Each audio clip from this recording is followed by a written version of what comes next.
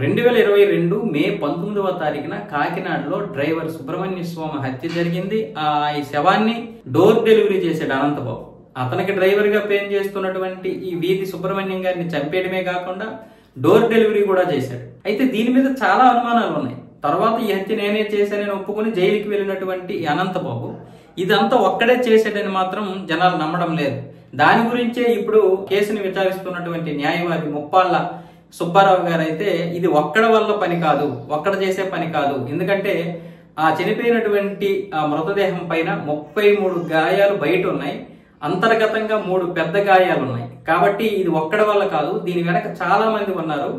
ఇతను ఒప్పుకున్నాడు అంటే ఆ మిగతా దోషుల్ని కాపాడడానికి అనంతబాబు చేస్తున్నటువంటి ప్లాన్ ఇదంతా కూడా అని ఇప్పుడు ముప్పాళ్ళ సుబ్బారావు గారు అయితే SC/ST కోర్టు ఏదైతే ఉందో రాజమహేంద్రవరంలో ఆ కోర్టులోనైతే ఆయన పిటిషన్ దాఖలు చేశారు. దాని గురించి వాదించారు. దాంతో ఇప్పుడు ఈ కేసు ముందుకు వస్తుంది. ఇప్పుడు దీనికి సంబంధించినటువంటి న్యాయమూర్తులు తదుపరి విచారణ 90 రోజుల్లో జరగాలి.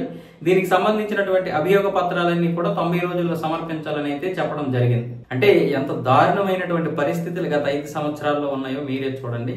ఇక్కడ శవాలు డోర్ డెలివరీలు, మరొక దగ్గర ఏమొచ్చేసి అక్కని ఎవరో ఆకతాయిలు బెదిరించారు.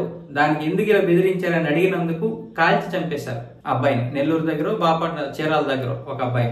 అలాంటివి చాలా జరిగాయి. ఇంకా 247 దేవాలయాలు ఈ దాడులకు గురయ్యాయి. ఇంకా తిరుపతిలో ఎలాంటి అన్యాయాలు జరిగాయో మీకు తెలిసిందే. ఇలాంటి పరిస్థితుల్లో ఉన్నాము. అయితే ఇప్పుడు ఈ అనంతబాబు కేసు ఏదైతే ఉందో అది ముందుకు వస్తుంది. 1 సంవత్సరం తర్వాత మధ్యంతర బెయిల్తో వచ్చినటువంటి ఈయన 2 సంవత్సరాలుగా బయటే తిరుగుతున్నాడు. ఇవి మన చట్టాలు. చట్టాల మీద అంటే చట్టాలు అందరికీ చుట్టాలు అయిపోయాయి కాబట్టి ఎవరికి గౌరవం లేకుండా పోతుంది.